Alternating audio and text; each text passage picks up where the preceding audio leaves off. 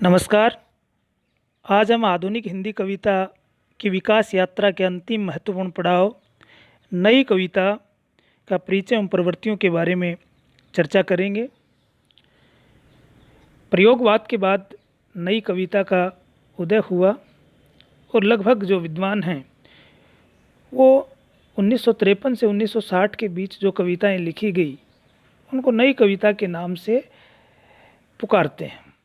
कुछ विद्वान 1951 से भी इसका प्रारंभ मानते हैं, क्योंकि साहित्य परिवर्तन को किसी काल की सीमा में एकदम आबद्ध नहीं किया जा सकता है, क्योंकि परिवर्तन में समय लगता है। इसलिए 1953 या 1951 से लेकर के 1960 के मध्य जो कविता लिखी गई उसको नई कविता के नाम से अभिहित किया गया।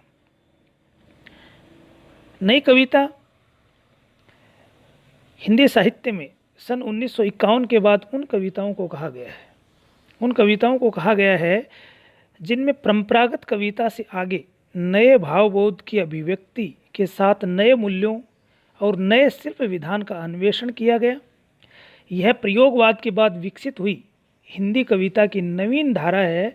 नई कविता अपनी वस्तु छवि एवं रूप छवि दोनों में प्रगतिवाद और प्रयोगवाद का विकास होकर के भी विशिष्ट है।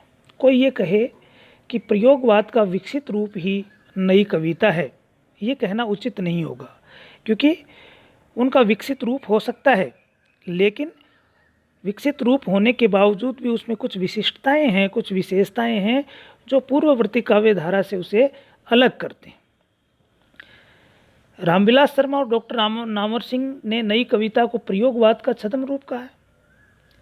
और जो नई कविता है, सर्वप्रथम नई कविता शब्द का जो उल्लेख है या जो प्रयोग है अज्ञे के द्वारा 1952 ईस्वी में इलाहाबाद से रेडियो वार्ता में किया गया, जो बाद में उनके नए पत्ते जो पत्रिका थी द्वैमासिक, जनवरी और फरवरी का जो अंक 1953 में प्रकाशित हुआ वह रेडियो वार्ता नई कविता शीर्षक के नाम से प्रकाशित हुई। इधर डॉक्टर नगेंद्र कहते हैं नई कविता के बारे में कि नई कविता भारतीय स्वतंत्रता के बाद लिखी गई उन कविताओं को कहा गया है जिनमें परंपरागत कविता से आगे नए भावबोध की अभिव्यक्ति के साथ ही नए मूल्यों और नए शिल्प विधानों का अन्वेषण किया है। इसको हमने अभी जाना है।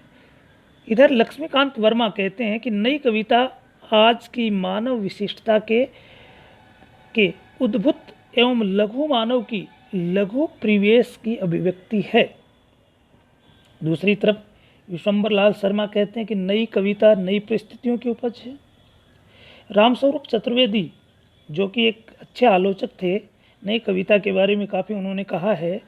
वे कहते हैं कि नई कविता का संबंध शुरू से ही सामान्य से दिखने वाली स्थितियों और घटनाओं से रहा है। इसका आरंभ कैसे हुआ, इसके बारे में नई कविता एक पत्रिका थी जिसके संपादक जगदीश गुप्त थे। 1954 में इसका प्रकाशन हुआ और वहीं से नई कविता का नाम एक तरह से स्थापित हुआ। नई कविता आंदोलन का आरंभ देख सकते हैं कि इलाहाबाद की साहित्यिक जो संस्था थी प्रीमल के कवि लेखकों जगदीश गुप्त, रामस्वरूप चतुर्वेदी, विजय देवनारायण शाही के संपादकत्व में 1954 में प्रकाशित नई कविता पत्रिका से माना जाता है। इससे पहले अज्ञे के संपादन में प्रकाशित काव्य संग्रह दूसरा सप्तक की भूमिका तथा उसमें शामिल कुछ कवियों के वक्तव्यों में अपनी कविताओं के लिए नई कविता शब्द को भी स्वीकार किया गया। यानी कि जो नई कविता है उसका आगाज एक तरह से 1950 के बाद हो गया था और धीरे धीरे नई कविता अपना आकार लेने लगी और 1953 के आसपास आकर के नई कविता जो आंदोलन था वो एक तरह से स्थापित हो गया था। क्योंकि हम ये कह सकते हैं कि पूर्ववर्ती जो काव्य धाराएं हैं उनसे संबंध जोड़ करके नई कविता से तत्पूर्ववर्ती कविता के प्रति विद्रोहात्मकता है। क्योंकि द्विवेदी युगीन जो इतिवृत्तात्मक कविता के विरोध में छायावाद आया, छायावाद की रंगीन कल्पना और रहस्योन्मुखता तथा पलायनवृत्ति के विरोध में स्थूल वास्तविकता और सामाजिक समस्याओं के प्रति जागरूक प्रगतिवाद काव्य धारा विकसित हुई। प्रगतिवाद की जो भौतिक दृष्टि थी या स्थूल यथार्थ था या नीरस शैली थी के विरोध में प्रयोगवाद का उदय हुआ और प्रगतिवाद और प्रयोगवाद द्वारा यथार्थ जीवन संदर्भों को लेकर जो परंपरा मुक्त नवीन काव्य शैली प्रचलित हुई थी उससे नई कविता के विकास में सहायता मिली।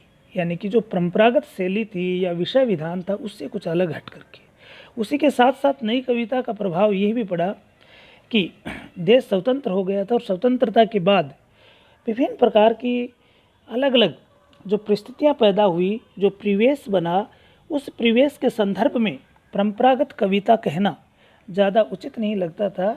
इसलिए कविता के विकास के क्रम में विषय की दृष्टि से और शिल्प की दृष्टि से नवीनता का प्रादुर्भाव हुआ।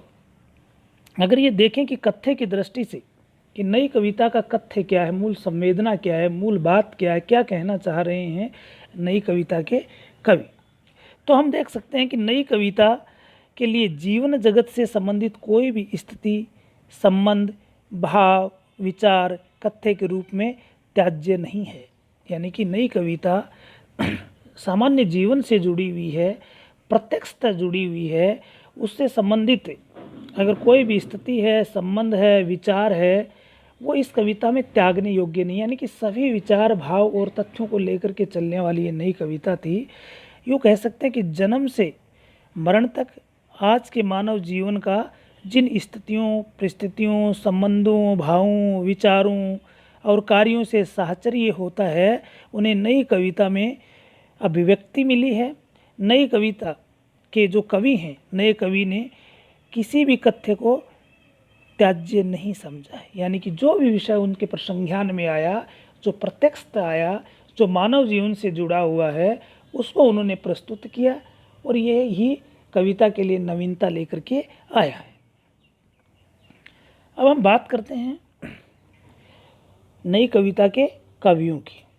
इससे पूर्व के वीडियो में हमने प्रयोगवाद की चर्चा की और प्रयोगवाद में कुछ कवियों और उनकी रचनाओं का उल्लेख किया, जैसे आज्ञे हैं, भारतभूषण अग्रवाल हैं,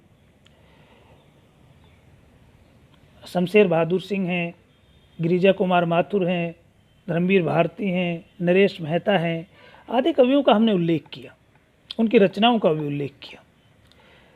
यहाँ पर चर्चा इसलिए कर रहा हूँ क्योंकि उन कवियों की रचनाओं और उनके विषय को छोड़ करके मैं उनसे शेष जो बचे हुए कवियों के बारे में हम यहाँ पर चर्चा करेंगे। क्योंकि नई कविता में आज्ञे को छोड़ करके अन्य सारे जो कवि थे, जो प्रयोगवाद में लिख रहे थे, वो नई कविता में भी लिख रहे थे। जो प्रयोगवादी कवि थे उनको नई कविता के कवि भी कहा जाता है और आगे बढ़कर के साठोत्तरी कविता में भी उन्होंने लिखा। इसलिए स्पष्ट विभाजन रेखा खींच पाना संभव नहीं है कि ये प्रयोगवादी कवि हैं या नई कविता के कवि हैं। इसलिए पूर्ववर्ती जिन कवियों की हमने चर्चा कर ली, उससे आगे बढ़ते हुए नई कविता के कुछ कवि हैं, उनकी रचनाओं और उनके बारे में हम जानते हैं। भारतभूषण अग्रवाल, इनकी रचनाएं छवि के बंधन है, जागते रहो, मुक्ति मार्ग है, अप्रस्तुत मन, ओ अप्रस्तुत मन प्रसिद्ध रचना है, कागज के फूल प्रसिद्ध रचना है।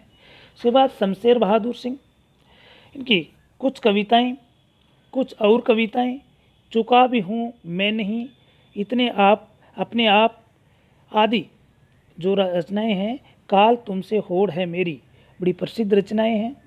इसके बाद केदारनाथ सिंह, जो कि आगे चल कर के समकालीन कविता में भी अपना प्रतिनिधित्व दिखाते हैं, उनकी बिल्कुल अभी ज़मीन पक रही है, अकाल में सार्स, यहाँ से देखो, उत्तर कबीर और अन्य कविताएं बड़ी प्रसिद्ध रचनाएं हैं। कुंवर नारायण, चक्रव्यूह, परिवेश हम तुम, इनके बारे में हमने चर्चा भी कर ली थी। इसके बाद रघुवीर सहाय, सीढ़ियों पर धूप में, आत्महत्या के विरुद्ध, लोग भूल गए हैं, प्रसिद्ध रचनाएं हैं। विजय देव नारायण शाही, जिन्हें लघु मानव की प्रतिष्ठा के लिए जाना जाता है, साकी है, मछली है, संवाद तुमसे, हरिनारायण व्यास, मृग और तर्शना, त्रिकोण पर सूर्योदय आदि जो प्रसिद्ध रचनाएं हैं इन कवियों की। अब इन कवियों और उनकी रचनाओं के बाद हम देखते हैं नई कविता की प्रवृत्तियाँ। जैसा कि जिस प्रकार से कवि प्रयोगवादी थे, बाद में नई कविता के कवि हो गए, साठोत्तरी में भी लिखा, समकालीन में लिखा, बाद तक भी लिखते रहे। इसी प्रकार से जो प्रयोगवाद काव्य धारा की जो प्रवृत्तियाँ थी, वही प्रवृत्तियाँ विकसित रूप में नई, ज़्यादा कुछ अलगाव नहीं है। फिर भी हम संक्षिप्त रूप में उनकी हम चर्चा करते हैं। नई कविता यथार्थ के प्रति उन्मुक्त दृष्टि है, यानी कि यथार्थ के प्रति उन्मुक्त दृष्टि है। पहले हमने चर्चा की कि इनका जो कथ्य है उसमें जो भी उनके सामने विषय आए वो त्याग्य नहीं है, इसलिए जो भी यथार्थ इनको दिखाई दिया उसके प्रति स्वतंत्र रूप से इन्होंने अपने विचार को व्यक्त किया, अपने भावों को व्यक्त किया। अहम के प्रति सजगता और व्यक्तित्व की खोज, इसको हम व्यक्तिकता कह सकते हैं। साधारण नगर के एक साधारण घर में मेरा जन्म हुआ, भारत भूषण अग्रवाल कहते हैं व्यक्तिकता। लघु मानव की अवधारणा का सूत्रपात करती है नई कविता कि जो आम व्यक्ति है, जिसको आजकल आम व्यक्ति कहते हैं, लघु व्यक्ति है, जो इस देश की परिस्थिति के केंद्र में पिसने वाला जो व्यक्ति है, उसकी स्थापना नई कविता में की गई है।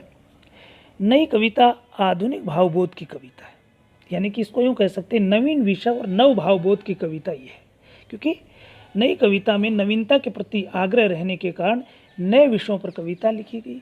जैसे कंक्रीट के पोर्च है, चाय की प्याली है ना, सायरन है, रेडियम की घड़ी है, चूड़ी का टुकड़ा है, बाथरूम है, गरम पकौड़ी है, गंदगी आदि साधारण से साधारण विषयों पे कविताएं लिखी गई। जैसे आप देख सकते हैं एक उदाहरण, कूड़े की भरी गाड़ी खड़ी है गली के बीच, भंगी का इंतजार, गंदगी का संसार। कैसे एक सामान्य विषय पर इन्होंने कविताएं लिखी।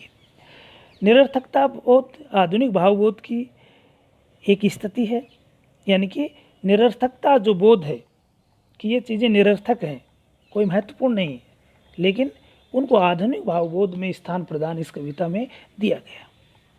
बौद्धिकता, यानी कि जो बौद्धिकता बुद्धि का प्रयोग कविता के क्षेत्र में किया गया, विचारों की प्रधानता रही, हृदय को दबाया गया, ये चीज़ भी नई कविता में देखने को मिलती है। यथार्थवादी और जटिल जीवन का यथार्थ, यानी कि पहले ही इसमें हमने किया था कि यथार्थवादिता और जटिल जीवन का यथार्थ, यानी कि जीवन जो है उसका यथार्थ चित्रण कैसे किया जाए, उसकी वास्तविकता क्या है, उसका बनावटीपन या कल्पना का सहारा न लेकर के जीवन की जो वास्तविकताएं हैं उनका चित्रण उसमें हुआ। आधुनिक युग बोध, यानी कि आधुनिक युग में जो मनुष्य के जीवन में जो चल रहा है उसका चित्रण इसमें किया गया। नारी और पुरुष में जो यथार्थ संबंध है उनका चित्रण किया गया। पलायनवादिता भी एक अच्छी प्रवृत्ति इसमें देखने को मिलती है। अल्लाह रे अल्लाह, होता न मनुष्य मैं होता कर्म कल्ला, रूखे क्रम जीवन से न उलझता पल्ला, चाहता न काम कुछ, मांगता न दाम कुछ, करता न काम कुछ, बैठता न ठल्ला। इस प्रकार का जो भाव है युगीन कविता में देखने को मिलता है। इसके बाद कहते हैं कि व्यंग्यात्मकता, और व्यंग्यात्मकता जो है युगीन कविता में प्रकट हुई है। पूंजीपतियों पर आक्रोश भी देखने को मिलता है, और सबसे मुख्य जो बात है वो शिल्प विधान की दृष्टि से भी नई कविता में नूतनता है, चाहे वो उपमान की दृष्टि हो, चाहे वो नए प्रतीक हों, चाहे वो नए बिंब विधान हो, सभी का प्रयोग इन्होंने किया है। बिंब विधान की दृष्टि से भी नई कविता की महती उपलब्धियां इन्होंने अर्जित की हैं। यानी कि कह सकते हैं कि जो नई कविता है वो नाम से नई है, तो भाव और शिल्प बोध की दृष्टि से भी उसमें कुछ नूतनता है। हालांकि ये आप जरूर अपन समीक्षा कर सकते हैं कि कोई भी जो रचना होती है वो अपने पूर्ववर्ती काव्य धारा से कुछ नयापन लेके आती है, और पूर्ववर्ती जो काव्य धारा है वो पुरानी हो जाती है। इसलिए कविता को ये कह सकते हैं कि पहले वाले जो कवि हैं या कविता है जो भाव है उनसे एक कदम आगे बढ़ करके इसको देखा गया है। नई कविता की 4 प्रमुख तत्व के बारे में हम चर्चा करते हैं। वर्जना और कुंठा से मुक्ति है, क्षणवाद है जो कि प्रयोगवाद था, उसमें महत्वपूर्ण प्रवृत्ति थी, इसमें भी है। अनुभूति की सच्चाई को इन्होंने अभिव्यक्त किया, बुद्धिमूलक यथार्थ की दृष्टि भी इसमें देखने को मिलती है। कुल मिलाकर के कह सकते हैं कि नई कविता एक ऐसा अंतिम काव्य आंदोलन था आधुनिक हिंदी कविता की विकास यात्रा में जो स्थापित हो पाया। और उसके बाद विभिन्न जो काव्य आंदोलन आए वो ज़्यादा स्थापित नहीं हो पाए जितना नई कविता को स्थापना मिली थी। धन्यवाद।